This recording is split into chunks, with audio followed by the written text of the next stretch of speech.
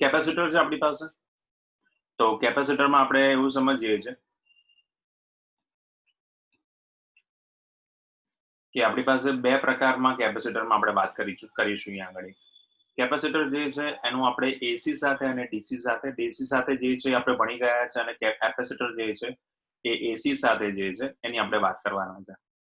Capacitor જે છે એ direct current DC સાથે કનેક્ટેડ હોય ત્યારે આપણે શું વિચારતા હતા, તો કે ભાઈ કેપેસિટર જે છે એ ડીસી સાથે કનેક્ટેડ હોય તો આપણી પાસે આવું કહેતા હતા કે ભાઈ બે સમાંતર પ્લેટો છે અને એકને આપણે આપ્યા છે પોઝિટિવ, બીજાને આપી દીધા છે આપણે નેગેટિવ. બંનેનું કનેક્શન કર્યું છે, એક છે નેગેટિવ ચાર્જ, બીજો જે છે પોઝિટિવલી ચાર્જ. જ્યાં સુધી બંને જે છે એ કોઈ પ્લેટ આપી દઉં છું, પ્લેટ એ અને પ્લેટ બી, જ્યાં સુધી બંને પ્લેટના વિદ્યુત સ્થિતિમાન સરખા નહીં થાય ત્યાં સુધી આયનો જે છે એના આધારે એનું ચાર્જિંગ ચાલુ રહેશે. જે મોમેન્ટે એ બિંદુ પરના વિદ્યુત સ્થિતિમાન એટલે કે વીએ અને બી બિંદુનું વિદ્યુત સ્થિતિમાન બંને સરખા થઈ ગયા, એનો અર્થ એવો થયો કે VA minus VB is equals to 0 થઈ ગયો, અથવા તો વીએ ઇક્વલ્સ ટુ વીબી થઈ ગયું કે બંનેના વિદ્યુત સ્થિતિમાન સરખા થઈ ગયા. એનો મિનિંગ એવો થયો કે કેપેસિટર જે છે ફુલ્લી ચાર્જ છે. આ જ વસ્તુ આપણે લોકોએ હવે ડાયરેક્ટ કરંટમાં ડીસીમાં કરવાની, ડીસીમાં કરી. એ જ વસ્તુ આપણે હવે ઓલ્ટરનેટિંગ કરંટમાં એને બતાવવાનું છે. ઓલ્ટરનેટિંગ કરંટ જે છે એનું આપણે ડીસી કેપેસિટર સાથે કનેક્શન, તો એસી નું સી સાથેનું જોડાણ. હવે અહીંયા એસી નું સી સાથેનું જોડાણ કરીશું આપણે, તો જેમ જેમ સમય પસાર થતો જશે એમ ચાર્જિંગની પ્રક્રિયા જે છે એ વધારે માત્રામાં આગળ વધશે. તો હું અત્યારે માત્ર એક સિમ્પલ એક્ઝામ્પલ આપું છું કે આપણી પાસે આ જે કેપેસિટર જે છે એનું અવરોધ જોડે પણ જોડાણ કરી દઈએ છીએ આપણે. તો લેટ્સ સે હું લખી નાખું છું અવરોધ સાથેનું જોડાણ કરીએ છીએ અને અવરોધ અને કેપેસિટરના પોઈન્ટ મૂકતા જઈએ છીએ. તો આરસી, બે વખત આરસી એટલે આરસી ની વેલ્યુ વધારી દઈએ, 3 વખત અવરોધ અને કેપેસિટર 3 ટાઈમ્સ આરસી કરી દઈએ છીએ. તો એની ચાર્જિંગની પ્રક્રિયા જે છે એ જેમ જેમ આર અને સી ની કિંમતો વધતી જશે તે પ્રમાણે આપણા કેપેસિટર જે છે અને ચાર્જિંગની પ્રક્રિયા જે છે એ પણ વધતી જશે. તો એને આપણે આવી રીતે દર્શાવી દઈએ. તો હું એના જો લંબ દોરતો જઉં એક્સ અને વાય અક્ષ પર અનુક્રમે, તો એ પ્રમાણે આપણી પાસે અહીંયા આર અને સી જે છે એની કિંમતો જે છે એમાં ફેરફાર થયેલો જોવા મળે છે. આનો અર્થ એવો થયો કે ચાર્જિંગની પ્રક્રિયા જે છે ઓલ્ટરનેટિંગ કરંટમાં આપણા ડીસી કરતા જે છે અલગ રીતે વધે છે, એટલે સમય પ્રમાણે ફેરફાર થતો જાય છે. તો આ વસ્તુનું જોડાણ જે છે આપણે કેપેસિટર જે છે એનું આપણી સર્કિટ જે છે એની સાથે કરતા જઈએ છીએ. સૌથી પહેલું આપણે ટાઇટલ આપી દઈએ છે કે ભાઈ ઓલ્ટરનેટિંગ કરંટ સાથે કેપેસિટરનું જોડાણ.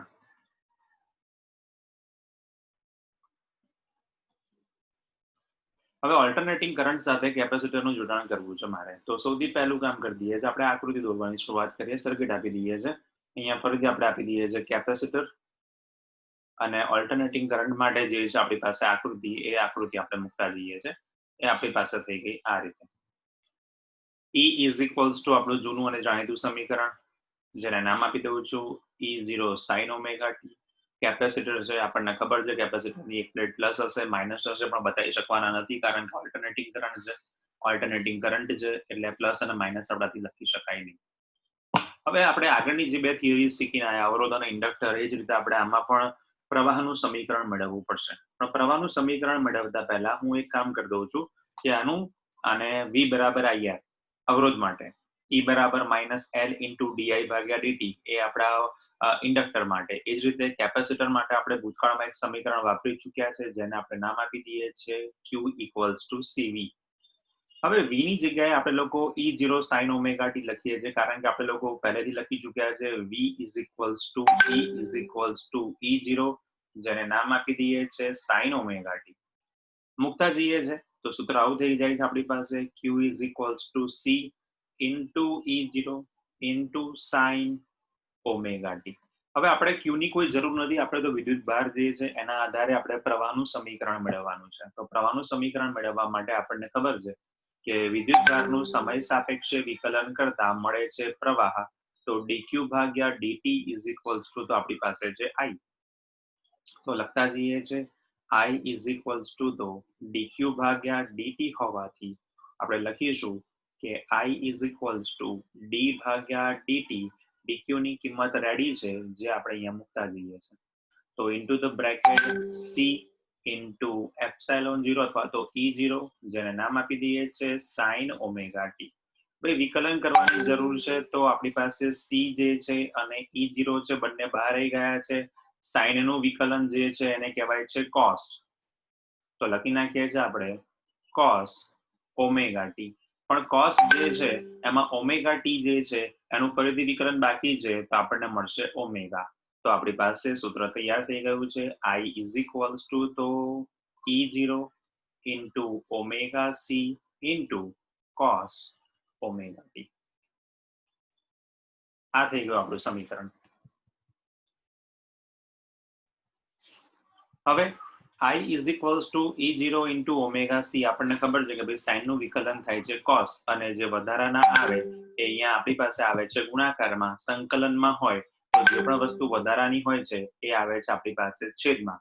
તો આ જ વસ્તુને આપણે લોકોએ અહીંયા દર્શાવી દીધી છે કે જે વધારાના હતા એને આપણે ગુણાકારમાં મૂકી દીધા છે અને આપણી પાસે જે વસ્તુ મળતી હતી cos ઓમેગા t એને આપણે એમના એમ મૂકી દીધા છે.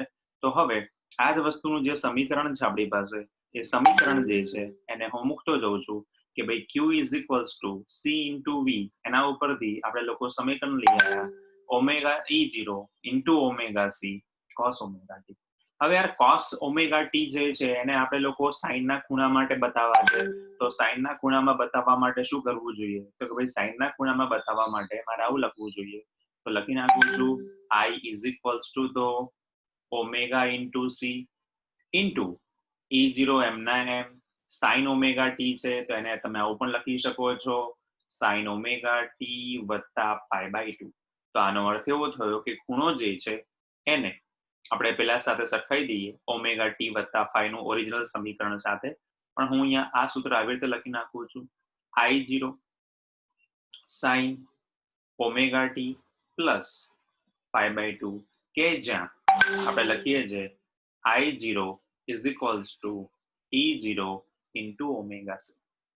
તો સૂત્ર આપણું થઈ ગયું છે જેને આપણે કહીએ છીએ I નું સમીકરણ. તો આપણે આગળ જેટલામાં પણ I ના સમીકરણ મેળવતા હતા એ રીતે આપણું I નું I equals to I0 sin omega t વત્તા પાઈ બાય 2 સમીકરણ મળી ગયું. હવે આ જ સમીકરણને I is equals to I0 sin omega t વત્તા ફાઈ સાથે સરખાવતા તો આપણને મળે છે ફાઈ બરાબર પાઈ બાય 2.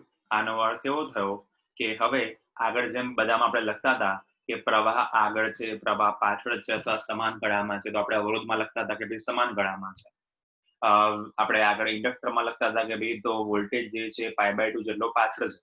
હવે કેપેસિટર આવ્યું તો કેપેસિટરમાં પ્રવાહ જે છે પાઈ બાય 2 જેટલો આગળ છે વોલ્ટેજ કરતા. તો લખતા જઈએ કે પ્રવાહ એ EMF અથવા તો વોલ્ટેજ કરતા પાઈ બાય 2 જેટલો આગળ. એને એવી રીતે પણ યાદ રાખી શકો છો કે આગળ અવરોધ હતો એમાં પાઈ બાય 2 નતો આવતો એટલે બંને સમાન ગળામાં. ફાઈ બરાબર માઇનસ પાઈ બાય 2 હતો એટલે પ્રવાહમાં માઇનસ આવ્યો એટલે પ્રવાહ પાછળ પાઈ બાય 2 જેટલો. અને અહીંયા પ્લસ પાઈ બાય 2 આવ્યો તો એનો મિનિંગ એવો થયો પ્રવાહ આગળ છે વોલ્ટેજ કરતા પાઈ બાય 2 જેટલો. તો આ જેટલી પણ વસ્તુ આપણે લોકોએ કીધી એ બધી વસ્તુ આપણે લોકો અહીંયા લખી નાખી. હવે આ સૂત્ર જે છે એનો તો અહીંયા હિસાબ પતી જાય છે. પણ હવે એનો આપણે ફેઝર પદ્ધતિથી વાત કરીએ છીએ તો ફેઝર પદ્ધતિના આધારે મારે એની આકૃતિ દોરવી જોઈએ. તો ફેઝર પદ્ધતિના આધારે આપણે એની આકૃતિ દોરવાની શરૂઆત કરીએ કે જ્યાં આગળ સૌથી પહેલા આપણે એને અક્ષ બતાવી દઈએ છીએ. તો લેટ્સ સે મારી પાસે આવો કોઈ અહીંયા અક્ષ છે અને સાથે સાથે બીજો એક અક્ષ બતાવી દઈએ આપણે વાય અક્ષ. તો અહીંયા આપણી પાસે આ વાય અક્ષ થઈ ગયો છે. હવે અહીંયા એક્સ અને વાય અક્ષના આધારે આ બંને વચ્ચેના ખૂણાઓની મૂકવાની શરૂઆત કરી દઉં છું. તો સૌથી પહેલો સદિશ આપી દઉં છું જે સદિશને નામ આપી દઉં છું હું E0 અથવા તો વોલ્ટેજનો સદિશ અને બીજો સદિશ આપી દઉં છું પ્રવાહનો સદિશ.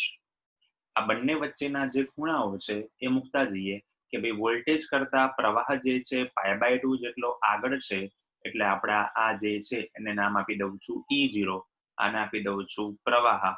તો વોલ્ટેજ એ પ્રવાહ કરતા પાઈ બાય 2 જેટલો આગળ અને એક્સ અક્ષ સાથે વોલ્ટેજે બનાવેલો ખૂણો જે છે એ ખૂણો જે છે એને હું નામ આપી દઉં છું ઓમેગા ટી. તો તો નામ આપી દઈએ phi is equals to omega t. તો આપણને ખબર પડી ગઈ કે આ જે I0 છે એની કિંમત છે omega t plus pi by 2 છે. તો હવે x અક્ષ સાથેનો આપણો આ I0 જે છે એના ખૂણાની વાત કરી દઈએ તો એ આપણી પાસે થઈ જવાનો છે omega t વત્તા pi by 2. તો જે પણ સમીકરણ તમે લોકો મેળવી રહ્યા છો એ સમીકરણના આધારે ખૂણાઓ જે છે અહીંયા લખવાના છે. તો આપણું આ સમીકરણ મળી ગયું છે કે ભાઈ જ્યાં આપણા પાઈ બાય 2 જે છે ખૂણો એ વોલ્ટેજ અને પ્રવાહ વચ્ચેનો છે અને પ્રવાહ જે છે પાઈ બાય 2 જેટલો આગળ છે એટલે એના માટે બતાવી દીધો છે કે વોલ્ટેજ થી પાઈ બાય 2 જેટલો પ્રવાહ આગળ છે. આ કિંમત મળી ગઈ. હવે આ જ વસ્તુ જે છે એના પરથી એક નવો શબ્દ આવ્યો જેને કહેવામાં આવે છે કેપેસિટિવ ઇન્ડક્ટન્સ. આપણે કેપેસિટિવ રિએક્ટન્સ એવો શબ્દ પણ છે. આપણે ઇન્ડક્ટિવ રિએક્ટન્સ ઇન્ડક્ટરમાં શબ્દ વાપર્યો હતો. તો હવે યાદ રાખીએ નવો શબ્દ આવ્યો જેને નામ આપીએ છીએ કે x into c જેને કહેવામાં આવે છે કેપેસિટિવ રિએક્ટન્સ.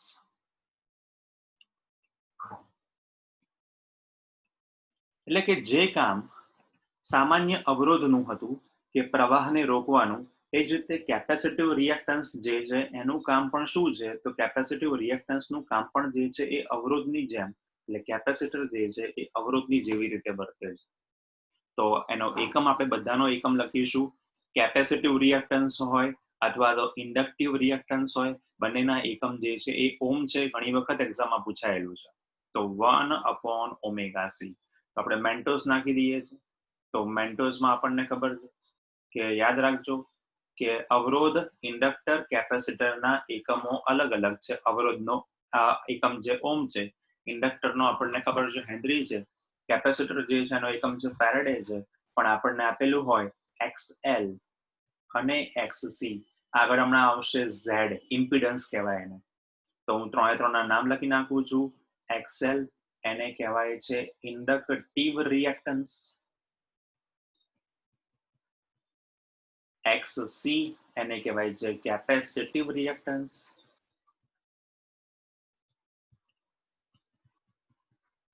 અને Z એને કહેવાય છે ઇમ્પિડન્સ. મોડ Z બી કહેવાય. આ બધાના એકમ જે છે એ ઓમ છે. એટલે એક્ઝામમાં પૂછાઈ ચૂક્યા છે. તો XC બરાબર તો 1/omega c. હવે આપણને ઈચ્છા એવી થાય કે ઓમેગાની કિંમત જે છે આપણે મૂકતા જઈએ. ઓમેગા ઇઝ ઇક્વલ્સ ટુ તો 2πf.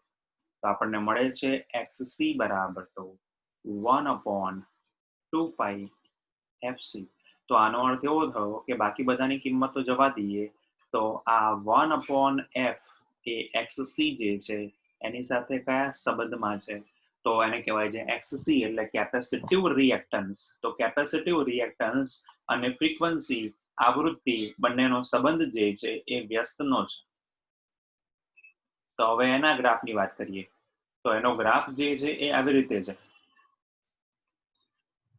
તો ગ્રાફ દોરતા જઈએ બંને વચ્ચેનો સંબંધ જે છે એ વ્યસ્તનો છે. હવે આપણને ખબર છે કે ભાઈ જ્યારે વ્યસ્તમાં સંબંધ હોય ત્યારે આપણી પાસે આલેખ જે છે એ ઘટતા પ્રકારનો કહેવામાં આવે છે.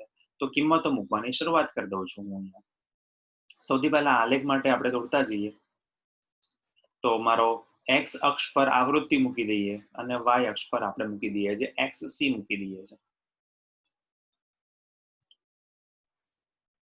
તો આપણી પાસે છે અહીંયા XC, અહીંયા આપી દઉં છું હું F. તો બંને વચ્ચેનો સંબંધ જે છે વ્યસ્તનો છે ને આપણને ખબર છે જ્યારે પણ વ્યસ્તનો સંબંધ આવે સુરેખામાં હોતો નથી. તો આલેખ જે છે એ આવી રીતે છે.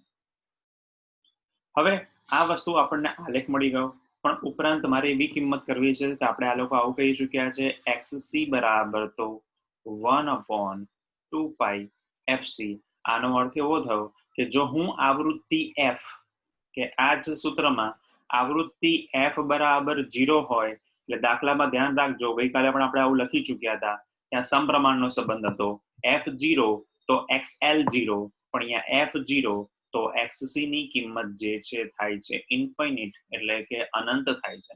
એટલે આનો અર્થ એવો થયો કે જ્યારે આપણી પાસે કેપેસિટર જે છે એમાં આવૃત્તિ મળતી નથી એટલે કેપેસિટર જે છે એમાં પ્રવાહ નથી, વોલ્ટેજ નથી, આવૃત્તિ શૂન્ય છે. ત્યારે કેપેસિટર જે છે એનો અવરોધ જે છે એ અનંત જેટલો થાય છે, એટલે કેપેસિટિવ એ અવરોધ તરીકે વર્તે, જેને કહેવાય છે કેપેસિટિવ રિએક્ટન્સ. અને જ્યારે જ્યારે એની કિંમત જે છે એમાં એફમાં વધારો થતો જાય છે, સમયાંતરે સી જે છે એમાં રિપીટ થતું જાય છે. તો આલેખ જે છે એ ઘટતા પ્રકારનો છે. ટ્વિંકલ ધ્યાન રાખજો, એક્સસી ચલે છે 1/f, એક્સસી એટલે એને કહેવાય છે કેપેસિટિવ રિએક્ટન્સ. જેનો સંબંધ વ્યસ્તનો હોય એનો આલેખ હંમેશા ઘટતા પ્રકારનો હોય, સુરેખ નહીં. સુરેખ એટલે કેવો કહેવાય? સુરેખ એટલે આવી રીતે સ્ટ્રેટ લાઈન હોય એને કહેવાય સુરેખ રીતે ઘટતો. તો સુરેખ રીતે ઘટતો આલેખ આપણી પાસે ના તો આવી રીતે જોવા મળશે કે ના આવી રીતે એક્સ અને વાય અક્ષને જોડતો જોવા મળશે. તો આલેખ જે છે એ એફ ની કિંમત અને એક્સસી ની કિંમત એટલે કે કેપેસિટિવ રિએક્ટન્સ અને આવૃત્તિ બંને વચ્ચેનો સંબંધ જે છે વ્યસ્તનો છે. એટલે કે સમય પસાર થવા સાથે જેમ જેમ સી વધશે અથવા જેમ જેમ એફ વધશે, નીચે જુઓ એફ વધતા ગયા અને સી ની કિંમત કેવી થતી ગઈ, એક્સી ની ઘટતી. તો આવો પ્રકારનો આલેખ જે છે એને કહેવાય છે ઘટતા પ્રકારનો આલેખ.